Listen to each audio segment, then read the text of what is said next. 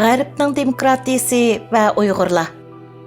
Qisman Uyg'urlarni hisobga olmaganda, Uyg'urlarning G'arbda to'plashib yashashga boshlaganiga eng ko'p bo'lganda 30 yillar bo'lgan bo'lishi mumkin.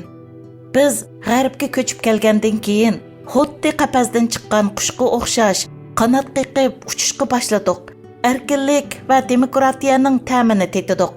Ammo G'arbga ko'chib borgan vaqtdagi yosh farqimiz, vatanda olgan tarbiyaning ta'siri va vatanda ko'ngan odatlarimiz tufaylidan ba'zilarimiz G'arbning demokratiyasini haqiqiy turda tushungan bo'lsak, ba'zilarimiz G'arbning demokratiyasini butunlay xato tushundik va uni xato qabul qildik. Ba'zilarimiz Xitoyning diktatorlik tuzumining ta'siridan to'liq qutulgan bo'lsak, yana ba'zilarimiz Xitoyda ko'ngan tafakkur usulimizdan to'liq qutula olmadik. Ba'zilarimiz G'arbning demokratik tuzumining afzalligidan foydalanib, millatga foyda yetkazishga tirishgan bo'lsak, yana ba'zilarimiz uni suiiste'mol qilib, uni boshqalarga xohlagancha hujum qilib, shaxsiy g'arzimizni ishga oshirishning quroliga aylantirib oldik. Ba'zilarimiz garchi ig'zimizda demokratiya, erkinlik desakmi, biroq amaliyatimizda boshqalarga diktatorlik qilib, o'xshamagan ko'z qarashda bo'lganlarni chetga qoqdik. Hatto ularni inkor qilib, ularga dushman ko'zi bilan qarashdik. Ba'zilarimiz G'arbda hukumat amaldorlarini xohlagancha tanqid qilg'ili, hatto haqorat qilg'ili bo'ladiganligini ko'rib, ko'nglimizga yoqmagan tashkilot boshliqlari va faoliyatchilarni xohlagancha haqorat qilishdik. Ular o'tkazgan ba'zi savallik yoki xatolikni tutib olib, ularni vatan xoiniga chiqarib etishga urindik. Hatto bizga zulm qilayotgan dushmanni bir chetga qayirib qo'yib, o'zimiz yoqtirmagan odamlar va ular tava bo'lgan tashkilotlarni kurashning nishoni qilib oldik. Ularni yo'q qilishga urindik. Qilayotganlarimizning da'voga elib keladigan ziynini qilchi o'ylabmi qo'ymadik. Undaqda G'arbdagi demokratik tuzumning negizi nima? U qanday bir jarayonlarni boshdan o'tkazgan? Uning reallikda amaliylashishining asosi nima? Biz uni qanday tushunishimiz va uni qanday amaliylashtirishimiz kerak?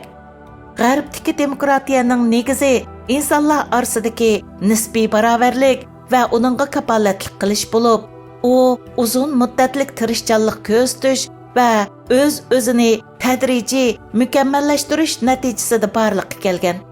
Har qanday jamiyatda amaldor va puxra, xo'jayin va xizmatchi, kuchlik va ojiz, boy va kambag'al mavjud. Ular jamiyatdagi adolatsizlikning qarama-qarshi ikki tarafi bo'lib, ular orasidagi ziddiyatlar jamiyatdagi to'qinishning markazi hisoblanadi.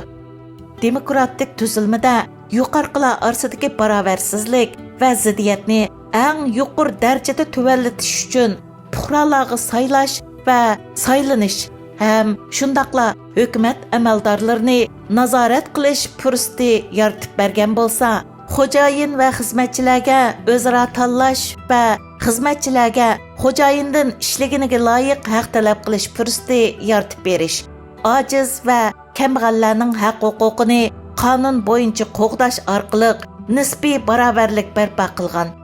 Ya'ni bu yerdagi negizlik masala o'zaro qarama-qarshi bo'lgan ikki taraf orasida bir-birini tanlashdan iborat nisbiy barobarlik mavjud. Texmi aniq qilib aytganda, G'arbdagi demokratiya va erkinlik taraflar orasidagi nisbiy barobarlik ustiga qurilgan.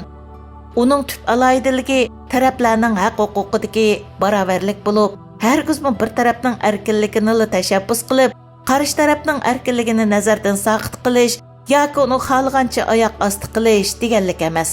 Afsus, ba'zilarimiz G'arbning demokratiyasi va erkinligini xato tushunib, uni qarshi tarafni xohlagancha tillash, haqorat qilish o'rnida qo'llanyapmiz. Amerikalik tanliq notiq va jamoat arbobi William Boydker mundaq degan ekan: insonlar o'zining shaxsiy huquqini bak ta'kidlab, o'zining majburiyatini unutib qolganda millat vayronlikqa yuzlanadi.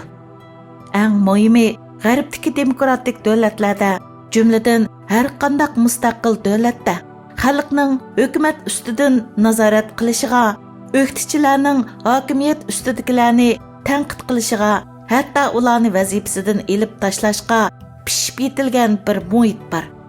Chunki mustaqil davlatlarda mayli hokimiyat ustidagilar bo'lsin yoki o'qituvchilar bo'lsin, ularning maqsadi davlatni vayron qilish yoki davlatning egilik huquqini yo'q qilish bo'lmasdan, balki davlatni o'zi to'g'ri deb bilgan usulda boshqarish uchundir.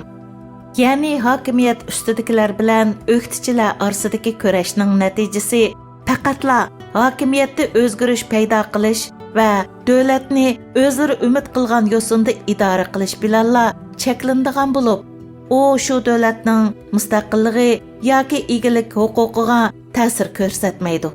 Ammo bizdagi tashkilotlar orasidagi ixtilof va kurashlar yolg'iz tashkilotlar va xalqimizning zehnini xo'rtib qolmasdan, balki xalqimizning umumiy manfaatiga va egilik huquqimizni asliga keltirishimizga ig'ir salbiy ta'sir ko'rsatadi.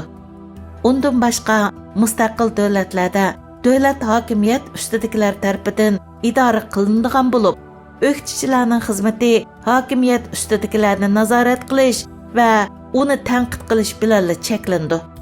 Ularning orasidagi raqobat hokimiyat beshiga kimning chiqishi bilan ifodalandi. Ammo bizga nisbatan da'voning maqsadi vatanni mustaqil qilish bo'lg'achqa, uni biror tashkilot o'ttiga ilib olgani yo'q. Bizda hamma tashkilotlarga yetkidak da'vo bor. Shunga tashkilotlar orasidagi raqobat bir-birini inkor qilish va yoki bir-biriga o'rqolash bilan emas, balki o'rtaq dushmanga qarshi elib borgan kurash natijasi bilan ifodalanishi kerak. Ikkinchi dunyo urushida Yaponiya Xitoyni besib olib, Xitoy davlatining egilik huquqi tahdidga uchraganda, Xitoy davlatining mustaqilligi va egilik huquqini qo'g'dash uchun Kuomintang Xitoylari bilan kommunist Xitoylar o'zaro chish tirnoqigacha o'sh bo'lsa-mu, yanala Yaponga qarshi birlik saf qurib, o'rtaq dushmanga qarshi birlikda kurash qilgan. Yapon mag'lub bo'lgandan keyin, ya'ni Xitoyning egilik huquqi kapolatga ega bo'lgandan keyin, ular 4 yildan ortiq ichki urush qilib, Xitoy kommunistlari hokimiyat beshiga chiqqan.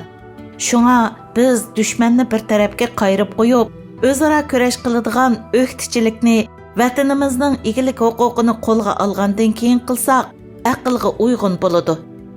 Bizga nisbatan mo'yin bo'lgani ittifoqlashishga bo'ladigan barliq kuchlar bilan ittifoqlashib, o'rtaq dushmanga qarshi eng yuqori darajada birlik saf qurib chiqish. Vaqtimiz va cheklik quvvatimizni o'z-o'zimizga qarshi turishga emas, balki o'rtaq dushmanga qarshi turishga sarf qilish kerak. Agar biz mustaqil davlatlardagi o'qituvchilarni o'zimizga o'rnak qilib, cheklik energiyamizni o'z ichimizda o'qituvchilik qilishga sarf qilsak, kurashning nishonini o'zimiz raqobatchi deb bilgan tashkilot va shaxslarga qaratib olsak, dushmanga o'yin qo'yib beramiz va yetmoqchi bo'lgan maqsadimizga mangu yetolmaymiz. Albatta, har bir Uyg'ur xalqining nomi bilan da'vo elib berayotgan har qanday tashkilot va shaxslarni nazorat qilish, ularga taklif va tanqidiy fikr berish huquqi bor. Ham shundaqli da'voni qo'llab-quvvatlash majburiyati bor. Hech qanday bir davlatda fuqarolar o'z majburiyatini ado qilmay turib, huquqidan bahramand bo'ladigan ish yo'q. Amerika prezidenti John Kennedy mundaq degan ekan: bizning imtiyozlarimiz majburiyatimizdan ustun emas. Huquqimizni qo'g'dash mas'uliyatimizni ado qilishdan ustun emas. Keng xalq ommasiga nisbatan tashkilotlar va ularning rahbarlariga taklif va tanqidiy fikr berganda cho'qim samimiy bo'lishi kerak. Maqsad ma'lum shaxslarning savaligi yoki xatoligi tufaylidan ham shundaqla shaxslar orasidagi adovat tufaylidan tashkilotlarga hujum qilish va yoki tashkilotlarni vayron qilish bo'lmasdan, balki da'voni to'g'ri yo'lga yetaklash uchun bo'lishi kerak. Tashkilot rahbarlari tanqidiy fikr bergan va yoki o'xshamagan qarashda bo'lganlarning fikriga hurmat qilishi, fikr va ko'z qarashdagi farqlar tufaylidan boshqalarga dushman ko'zi bilan qaramasligi kerak. Eng muhimi, qarshi tarafga isbotsiz Xitoy uchun xizmat qiladi yoki Xitoyning odami degan qalpoqni kiygizishdan saqlanish kerak. Asossiz tuhmatlar xalq orasida gumon va ishonchsizlik paydo qilib, Uyg'urlarni o'zaro ishonmas qilib qo'ydi. Bu qilmish birlik va ittifoqlikqa ig'ir salbiy ta'sir ko'rsatdi. Natijada millatning umumiy manfaati va da'vo ig'ir darajada ziyonga uchraydi.